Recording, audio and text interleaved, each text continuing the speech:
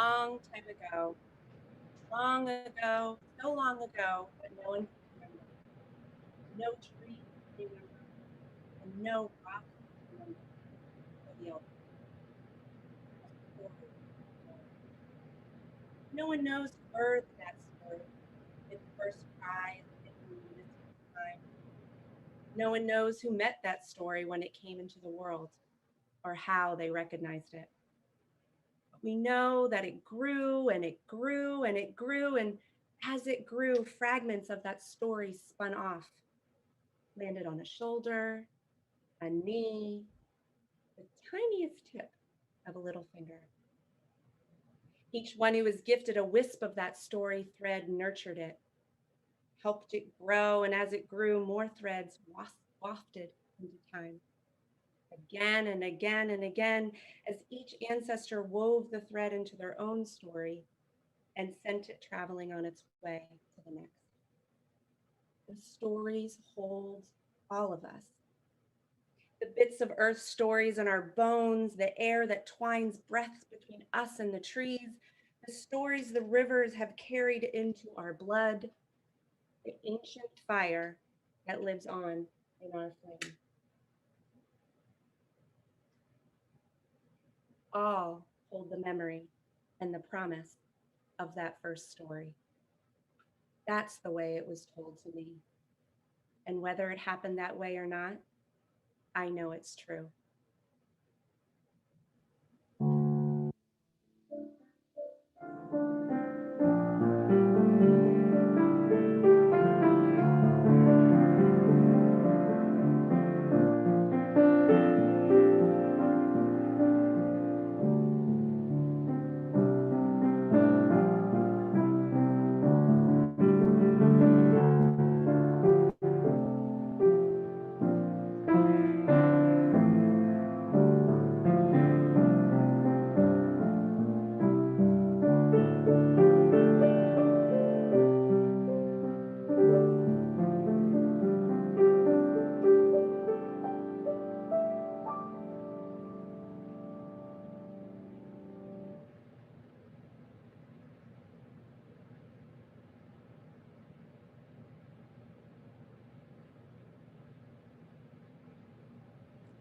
Once upon a time.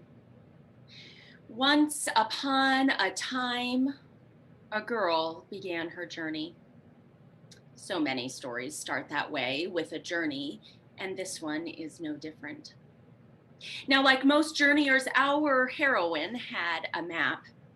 It all looked straightforward enough. The path laid out for her from beginning until end, neatly marked by the boundaries on either side. It was her path, no one else's. Well, really, isn't that how journeys are supposed to go? She set off when she was quite young, and one imagines the beginning might have been lonely. But never fear. She found companions almost right away. In fact, she could hardly stop meeting companions. It seemed the journey brought her straight through the most populated areas. Animals, people, even a fairy tale character now and then. And certainly she made sure to meet them all, but only some of them came along with her. Madeline, at first, who always seemed to be on a journey herself and therefore knew about the qualities needed to stay on the path, some combination of risk-taking and a sure return to wherever home was. Sarah, then, who taught our heroine about the importance of growing things, of looking for hope in gardens when the world felt dead and cold. That lesson made a difference along the journey, and Sarah came along as part of the traveling group. Laura came too, occasionally bringing her sister Mary and their little sister Carrie, though it was Laura our heroine loved first because she was so like her. Their brown braids swished behind them as they walked like little twins marching now along the path. Laura taught her stubbornness, though you'd hardly think she needed more of it. Soon enough, another stubborn girl came along, also dragging sisters in tow. Our heroine, having no sisters of her own, was fascinated, though wondered at their utility. But along she came, this new girl, stubborn and imaginative and sure of making her own way in the world. That was a revelation for our heroine, that you could wander off the path. But Jo showed her how, and so became a companion, even as the girl started wondering whether the map was really the most important thing. Around that time, I guess it was, our heroine met a few more friends, Lucy and Edmund and Susan and Peter. And then, in a moment that can only be called revelatory, because there are those moments in any journey, Elanwi. Elanwi showed our heroine that she could be the bearer of light, that she might hold magic within her, and really that anyone might, especially if you begin to step off the path. And so she did, but only just so far. The girl made sure to keep the path in sight, the one plotted out for her at the beginning of the journey, and she clung to the map, though by now it was tattered, and Jo kept whispering to her that perhaps it was time to let it go. The path took her through the woods of a farmer whose house was in the village, though, and around Walden Pond, and through all kinds of forests and cities you might recognize. Elanwi kept trying to point out the castles and the fairy woods along the way. But as the girl grew older, she clung even more to that map, thinking it would surely point her in the right direction. A funny thing happened, though. At some point, and I couldn't tell you quite when, and neither could our heroine, I suspect, at some point the girl stopped and looked around at the landscapes surrounding her while she walked, green and pastoral, all of them looking suspiciously like the hills of her childhood, and at her companions, the ones that had stayed with her, the ones she loved the most, all of them looking suspiciously like her, even Elanwi, for all she had been a revelation. And she wondered, our heroine, whether she had stayed on a path that was only taking her round and not much forward. She wondered whether there was, in fact, some other map, one that might bring her through a landscape without a tree in sight, or other companions, ones that might have new things to teach her, ones that might even show her different ways of being. The heroine, of course, had no idea how to get there. All she had was the path she'd been traveling and the companions who were by now lifelong friends, and the map she'd been handed at the outset. It seemed impossible, this idea, and the girl wondered if she should just stick with the original plan and her original friends. She sighed and started walking again, now feeling the path as a kind of a trap, almost as though the landscape were closing her in rather than opening up before her, as though it was almost intentionally, if land can do that, keeping her from seeing over the next hill, keeping her from seeing beyond.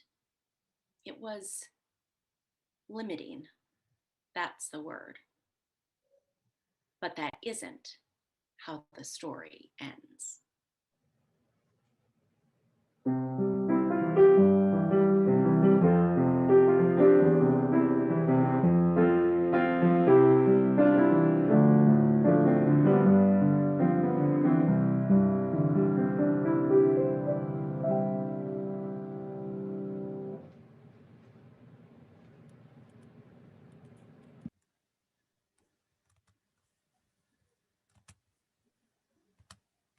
Good morning, and welcome to the Unitarian Universalist Church of Arlington.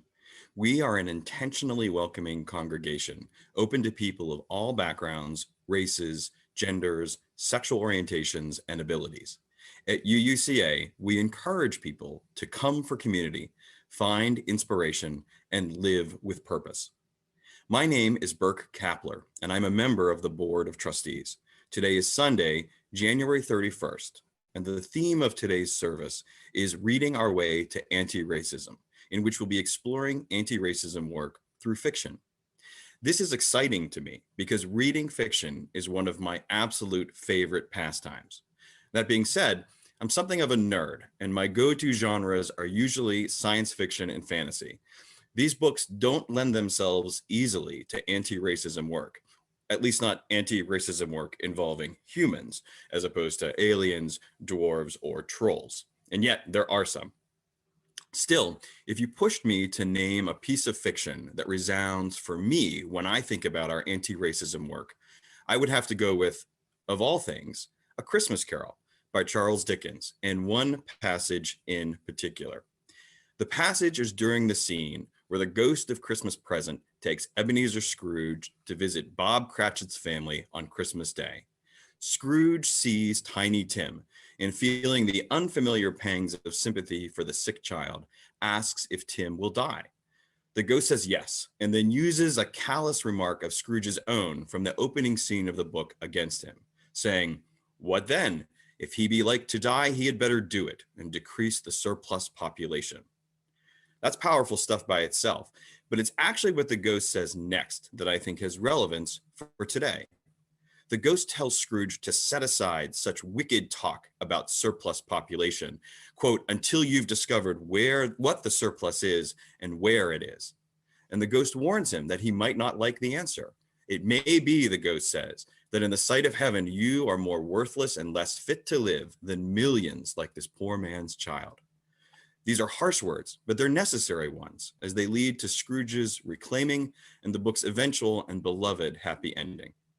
I think this passage fits with today's theme because it involves a change of perspective. At the start of the book, Scrooge clearly sees himself as a person of value, a person who matters. He's rich, he's successful, he built a business and a reputation. In short, he's privileged, and anyone who's not like him is lesser, extra, or in his words, surplus. And yet the ghost reminds him that there are other yardsticks and that people have value based on things Scrooge can't see, buy, or sell. The ghost uses Scrooge's own prejudice to make him look through new eyes and evaluate and reevaluate his preconceptions about who is important and why. The ghost forces Scrooge to question not only his own values, but those of his society. I see this as connecting to our anti-racism work because setting aside our preconceptions and questioning the values society gives us are critical steps for all of us as we confront our own privilege and the power structures we take for granted. I hope you find your own inspiration from today's service, a quote, an idea, maybe a book or two to add to your reading list. And don't forget, you can continue the conversation and share your own favorite fiction during our virtual coffee hour on Facebook after the service. Thank you for joining us today, and welcome.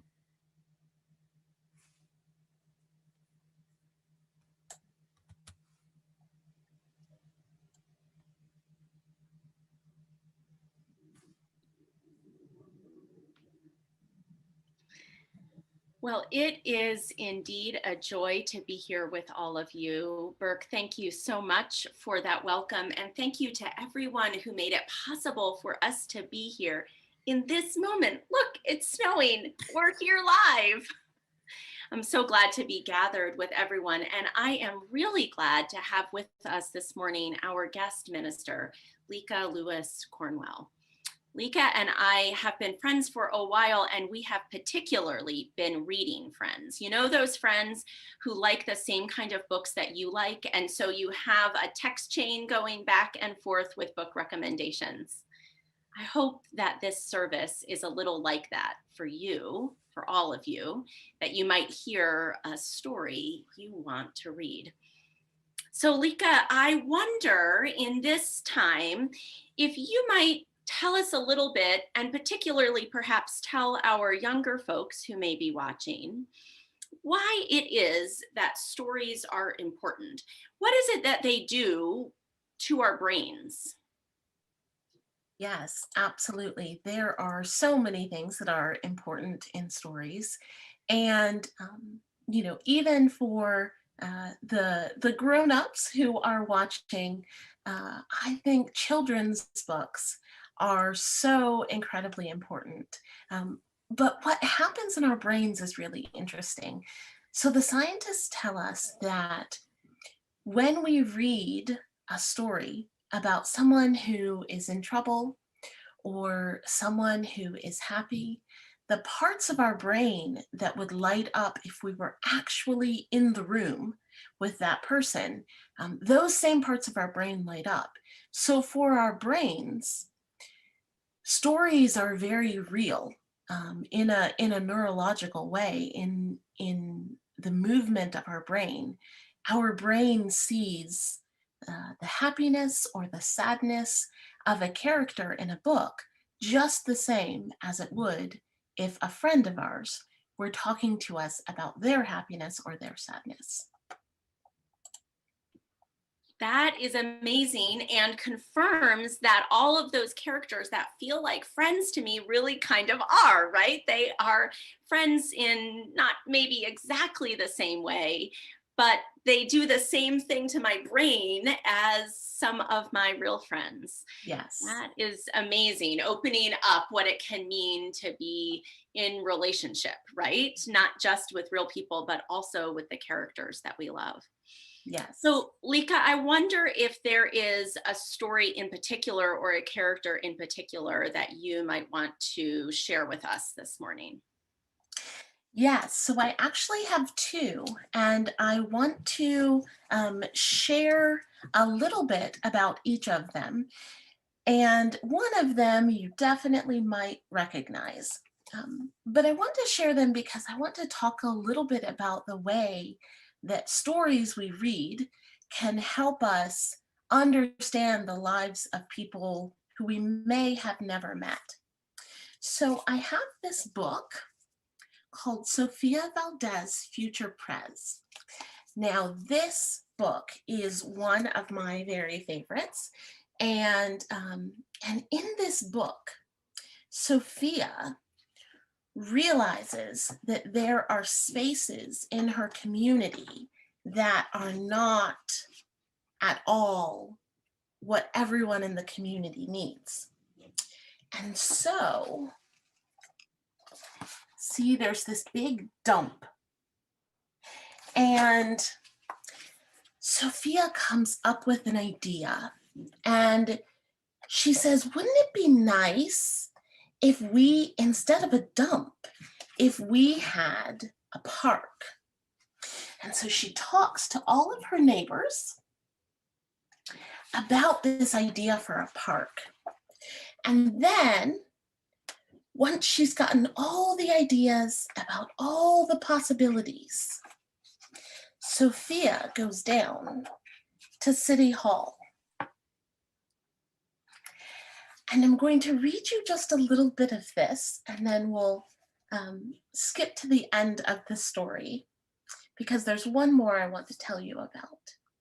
So when Sophia goes to City Hall, the mayor's office sent her to room 401, the Blue River Creek Department of Fun, which sent her downstairs to room 302, the Office of Duck Ponds and Cool Things to Do, to the Office of Monkeys, the Department of Cheese, the Division of Fountains and Meetings and Bees, then down to the basement so musty and cramped, where all the town's papers were sorted and stamped.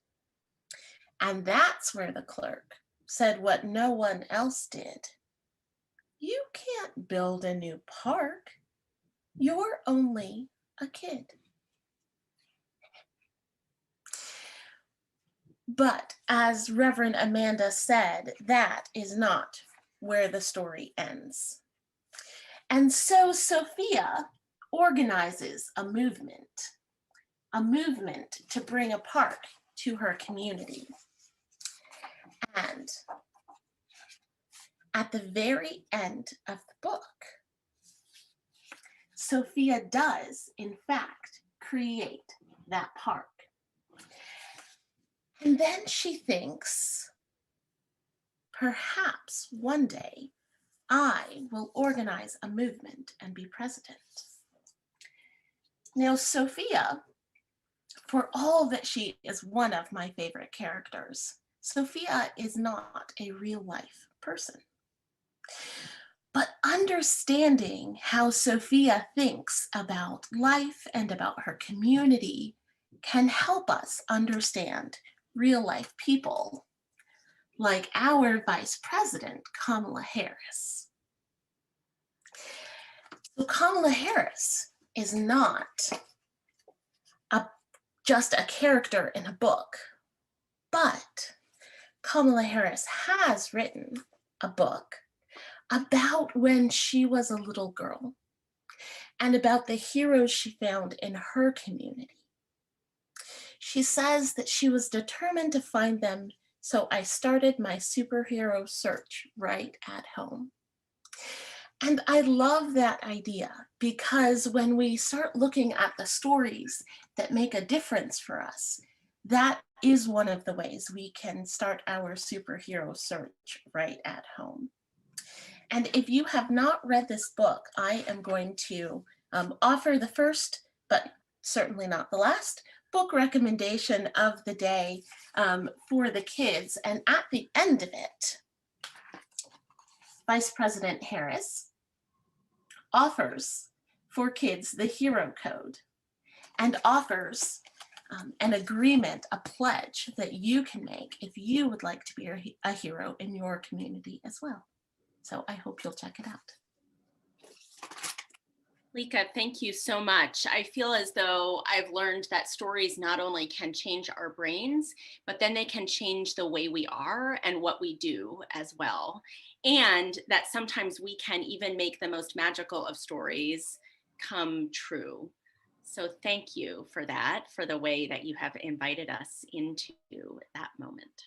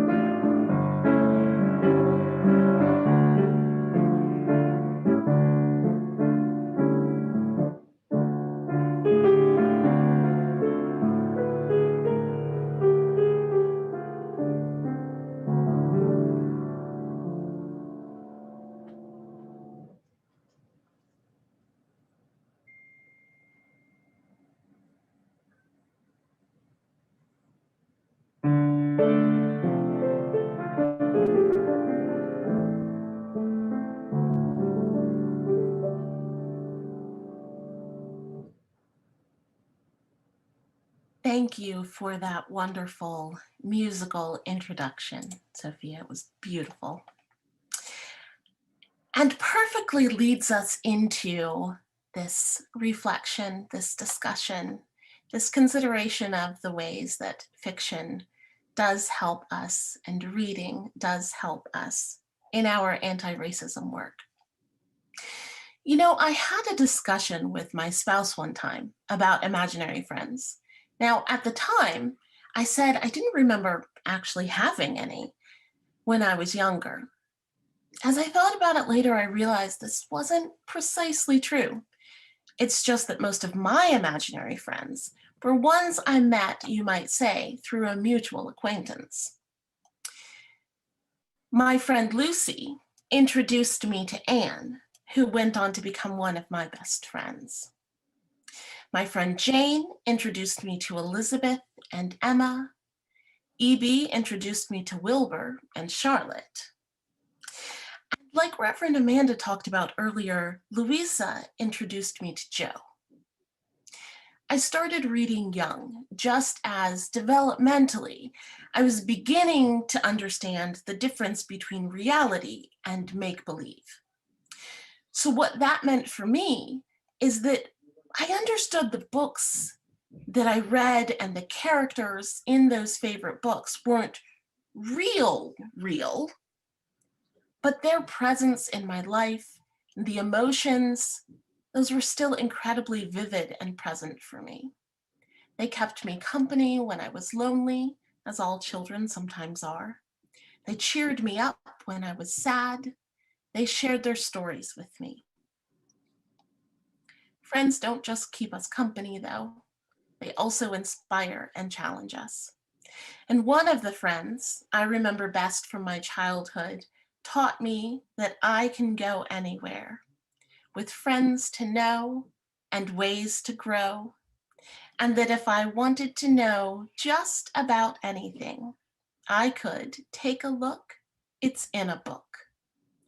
For anyone who's not yet humming along in your head, these are words from the theme song of an iconic children's program that started in the 80s and was recently rebooted, called Reading Rainbow.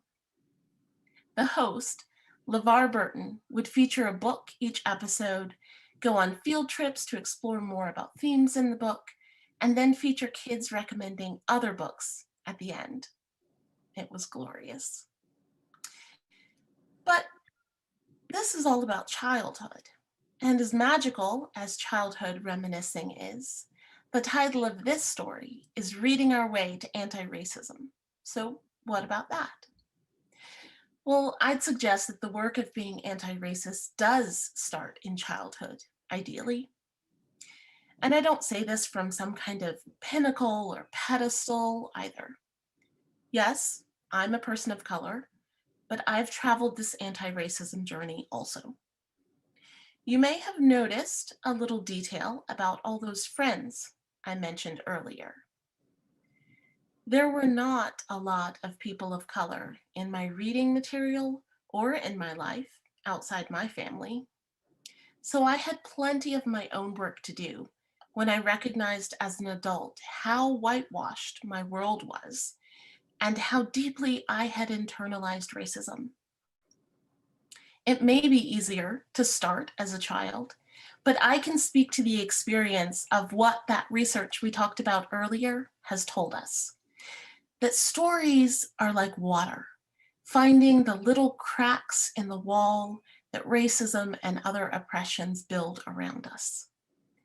It was a story from someone else's lived experience that first helped me to revisit my relationship with the rage that comes from being marginalized.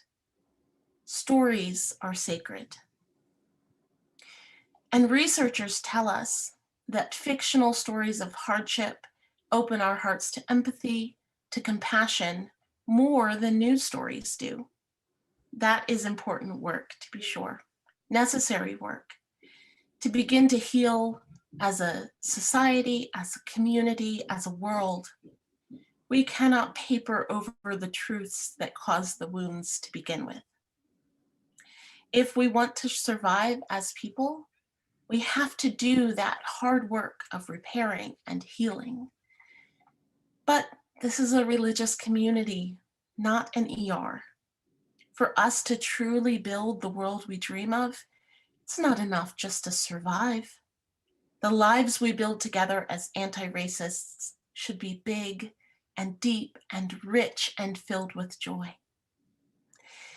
It can be easy sometimes to feel like this work is so big, too big. And in a way it is. It can feel like a waste to take time for frivolous things like reading romance novels or sci-fi epics. But I would suggest that the things that may feel frivolous are really some of the most important work we can do. I was reading a book lately. I've always been, like Burke mentioned earlier, I have always been deeply enchanted by stories of science fiction and fantasy. And I was reading a book lately about a group of shapeshifters. And so in this story, one of the primary protagonists of the of the book goes for a hike in the woods with his friends and comes across uh, a lead shapeshifter, the alpha of the pack, actually about to kill one of the little pups, and ends up rescuing the pup and vanquishing the bad guy, and it's lovely. And then, because this shifter has conquered the alpha who was harming his pack, now he becomes the leader of this pack. And so this series of books is about his experiences in trying to help this wolf pack heal and become a vibrant community again. And so I'd like to share with you a little bit of that book, of one of those stories. And in it, this new leader says to one of the wolves who has been the most damaged, "It's okay to be greedy sometimes, to take before you give." Ravi makes the sound of a wolf who was planning on pouring himself out until the end of time and never taking a damn thing. Your pack needs you. It needs your music. It needs you to find the place inside of you that knows how to make the songs that are heartfelt and real and good. Audrey Faye Hart. And that is true for us in life as well. While I'm a reader, there are so many, many ways to encounter the stories that make our hearts wider and richer, that give us the songs that are heartfelt and real and good. My spouse used to think that he hated reading, especially fiction, until he discovered audiobooks. And now he's also hooked on a series, this one about a human innkeeper in an alien world. And remember LeVar Burton, the children's book program host? He's also known, perhaps better known, for another TV role, that of Geordi LaForge on the science fiction series Star Trek: The Next Generation. Talk about fiction that supports anti-racism. The Star Trek universe is known for intentionally advancing a view of multicultural community that was ahead of its time and continues to push boundaries in storytelling. So the fictional stories that you welcome into your heart, they don't have to be from the pages of a book. What matters is that you hear the stories, that you hear the truths in those stories. Paulo Coelho in The Alchemist says, "We are travelers on a cosmic journey, stardust swirling and dancing in the eddies and whirlpools of infinity. Life is eternal. We have stopped for a moment to encounter each other, to meet, to love, to share. This is a precious moment. It is a little parenthesis in eternity." The stories we tell and the people we embrace, they should be as multidimensional as the characters in those stories and the people we meet in real life.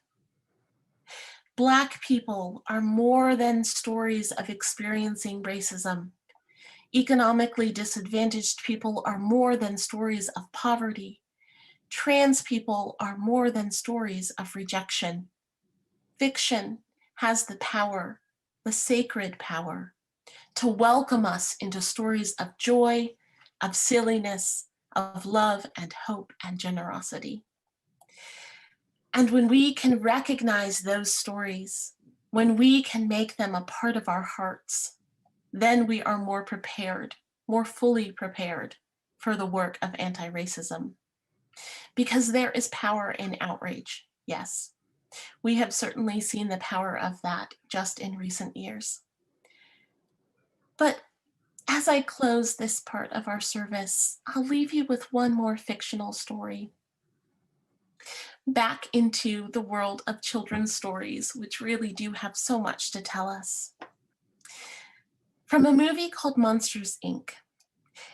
And in the beginning of the movie, we follow the stories of the monsters who have a job going into children's bedrooms and scaring them in order to get power to run their city. But partway through, as we get to the end of the story, one of the primary characters in the story, Sully, discovers something really important. He discovers that the only thing that is stronger, the only thing that carries more lightning in a bottle, more electricity to power their lives than fear, is the laughter of a child. And so they discover that there is more power in helping each other laugh than in making each other afraid.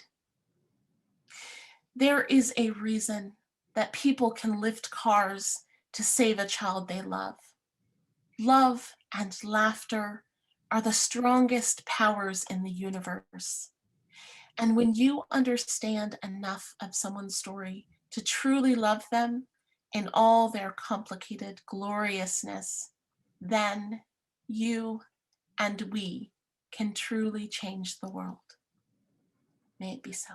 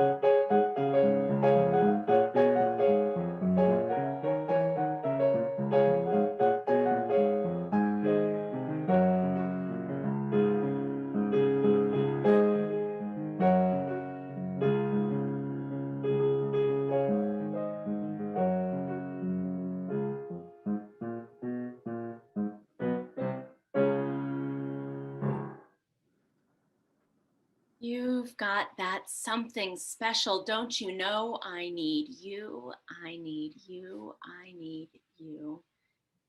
Friends, we need each other, our stories, our journeys, our lives shared in this moment. I invite you into prayer and meditation right now together because I need you.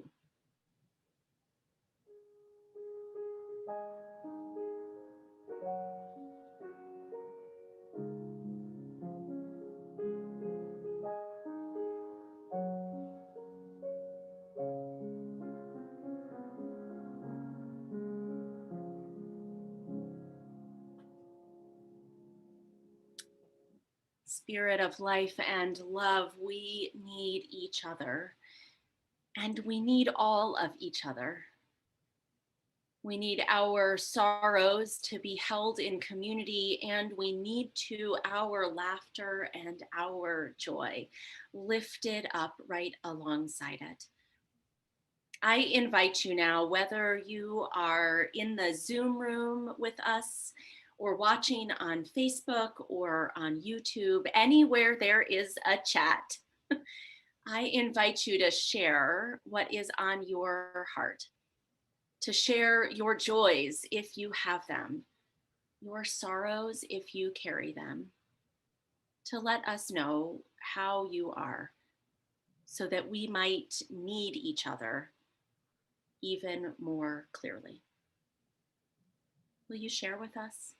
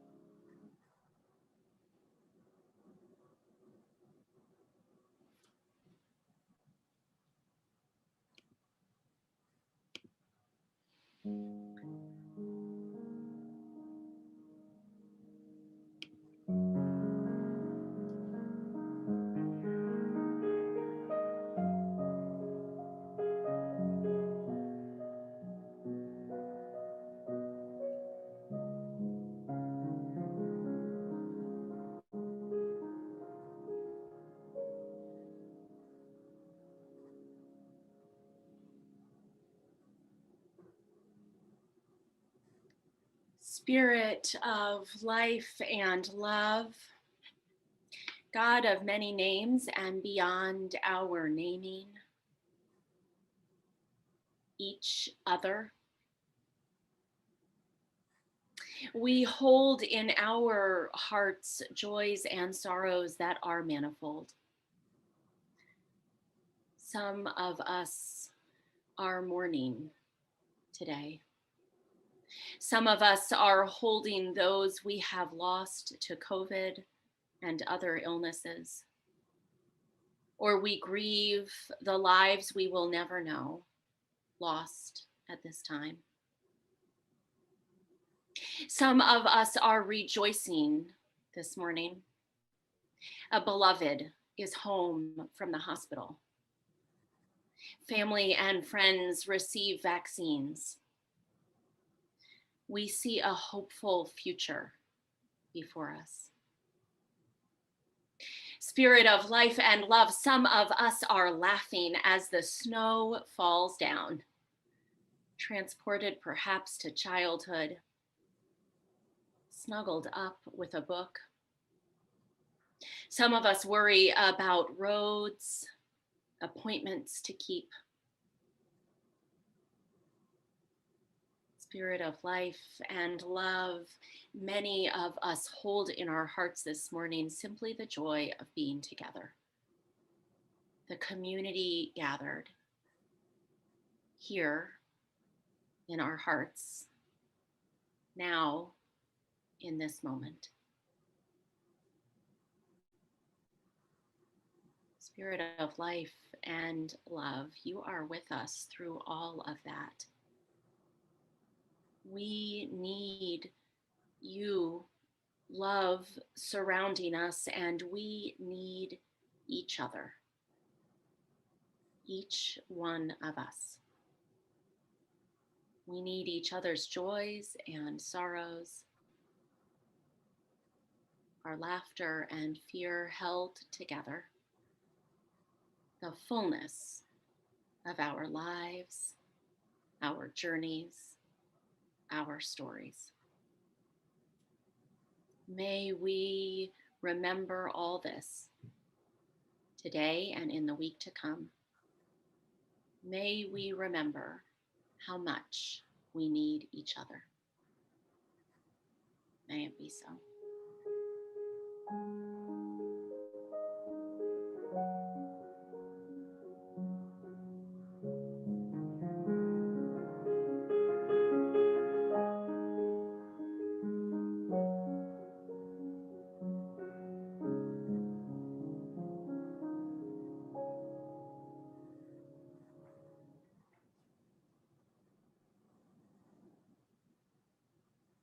Hi, I'm Kristen Keller, a worship associate and a member of the Social Justice Ministries team here at UUCA. If you have not read Juliet Takes a Breath by Gabby Rivera, then I highly recommend that you do so. If you don't go through a library, then I really encourage all of us to purchase from Black-owned businesses. A favorite of mine is Mahogany Books in Anacostia. And thank you to Reverend Amanda for recommending this awesome book and for intimating to me how it helped you further confront your whiteness, as it did for me as well. The main character is Juliet, who identifies as a brown queer Latina who is spending the summer in Portland, Oregon for an internship with a white feminist author. And I wanted to quote a few lines from the book that had a profound impact on me and I think would resonate with the community. The white feminist author character finds herself in yet another moment of spouting microaggressions, and a friend of color reminds her, after years of workshops and endless conversations about race, you still manage to center whiteness. And then as Juliet is walking the quiet suburban streets of Portland and she's taking in the scenery and comparing it to her hometown of the Bronx, she for a split moment thinks, I wondered if there was a price to pay for this piece. And lastly, it is Juliet reels from a painful moment with the white feminist author character. She emotes the following.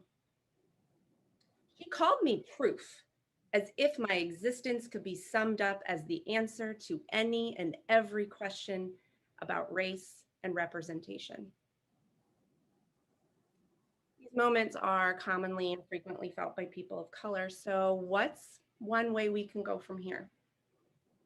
In the words of Marian Kaba, a community organizer, activist, prison abolitionist, and freedom fighter, hope is a discipline.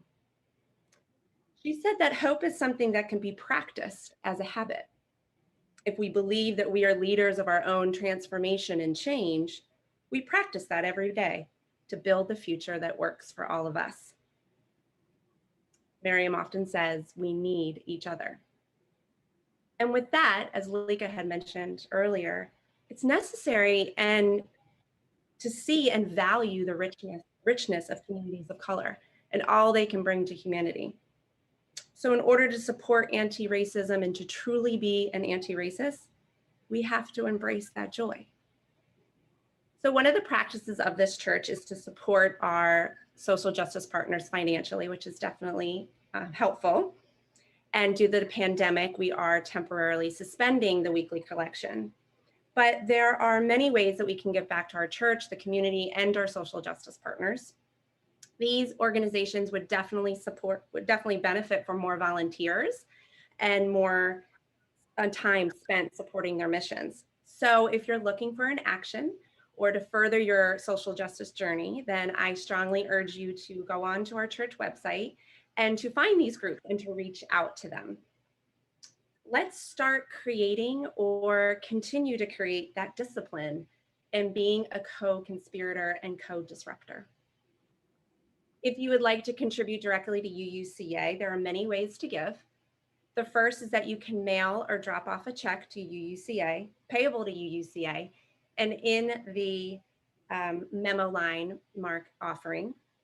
Second, you can give online at the church website, www.uucava.org, and click the donate button at the top of the page. And finally, you can donate using the mobile app Give Plus. Enter the zip code 22204 and choose our church, UUCA, and follow the prompt to give now. Let's live into the words of Mariam Kaba. Hope is a discipline. However you can show up in this moment will make a difference. Our time, our commitment, our discipline, our giving is worship. Giving is creating this beloved community and world we all envision. Your time and your gifts are very appreciated. Our offertory prayer reminds us, let us be grateful when we are able to give, for many do not have that privilege. Let us be grateful for those who share their gifts with us, for we are enriched by their giving. Let us be grateful even for our needs, so we may learn from the generosity of others. And so we commit this offering, and so we commit ourselves.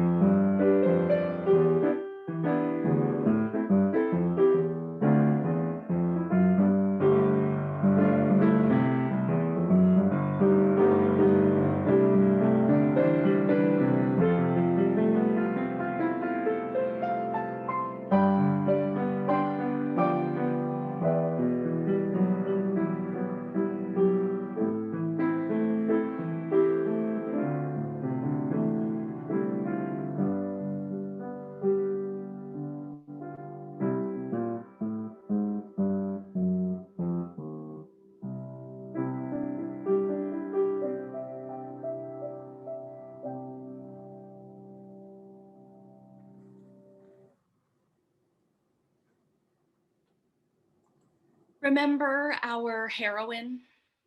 Well, fast forward several years and many side journeys, so many that, to be honest, she wasn't sure whether she was still on the original path or whether she had started a new one or joined one even older. Those kinds of roads that are created over time from the ruts of wagons centuries after centuries. It didn't matter in the end whose path it was, at least that's what she had come to realize. She had given up the map ages ago. Who needs it? Well, actually, that was the question she asked herself. And then who wrote it and why? Whose idea was it that she ought to follow those rules set down, that she should be limited by the borders? Who said, "Here be dragons," and more importantly, why did they say it? She had found not dragons, companions, so many of them. Ones who joined her band of travelers and ones she visited for a while, but who left her with new ideas about herself, about the landscape she was raised in, about the path and the whole idea of a path in the first place. And more than that, our heroine realized, well, she realized she wasn't actually a heroine, or anyway, not the heroine. Her companions had their own stories, after all, each one unfolding along paths or outside them. Do you know that feeling, dear reader? When you look out your window, perhaps, and see all the other apartments or houses, and realize that inside each one of them is a whole other life, just as beautiful and terrible and remarkable as your own. There's a word for that, of course: sonder. And though you might think our heroine in the moment of sonder, well, she is still our heroine, I suppose, or maybe simply her own. You might think in that moment of sonder that she found it all overwhelming or lonely. But in fact, she felt it like a kind of freedom, an invitation off the path and beyond the map and away from heroism at all, into, I suppose, a fuller story. So the girl was changed. as we all are, no matter the journeys we take. Her new companions and the new landscapes, they taught her about herself. And when she went back to where she started, because at some point all our paths allow us to do so, she was so changed herself that the landscape looked all different, sad in some places, even more lovely in others. She saw it more clearly for what it was because of the journey and the companions. And she saw where she might change it too, or where she could lend a hand while others shaped it. Our girl, no longer the heroine, but just perhaps a companion herself. The not quite end.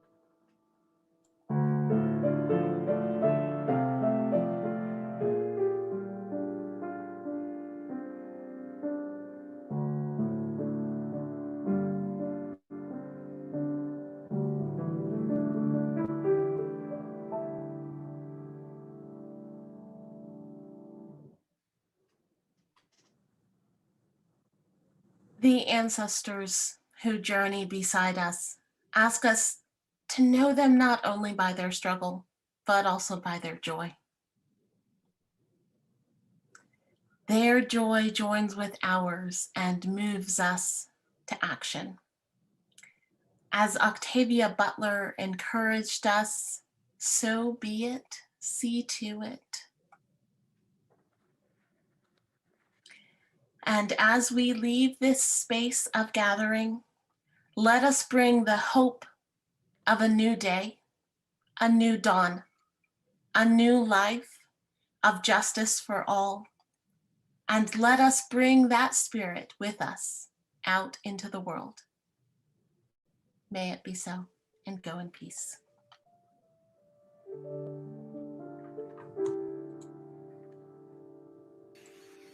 Birds flying high, you know how I feel. Birds flying high, you know how I feel. Sky, you know how I feel. Sun in the sky, you know how I feel. Breeze drifting on by, you know how I feel. It's a new dawn, it's a new day, it's a new life for me, yeah. It's a new dawn, it's a new day, it's a new life for me. Ooh,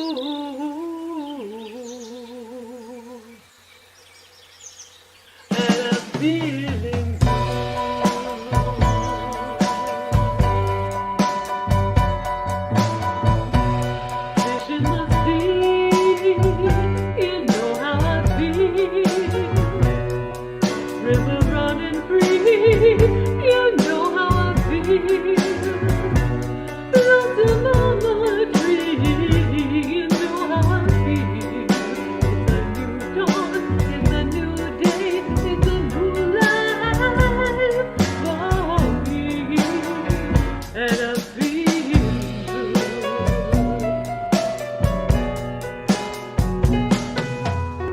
dragonfly out in the sun, you know what I mean, don't you know? Butterflies are having fun, you know what I mean. Sleep in peace when day is done, that's what I mean. And this old world is a new world and a gold world for me, yeah, yeah.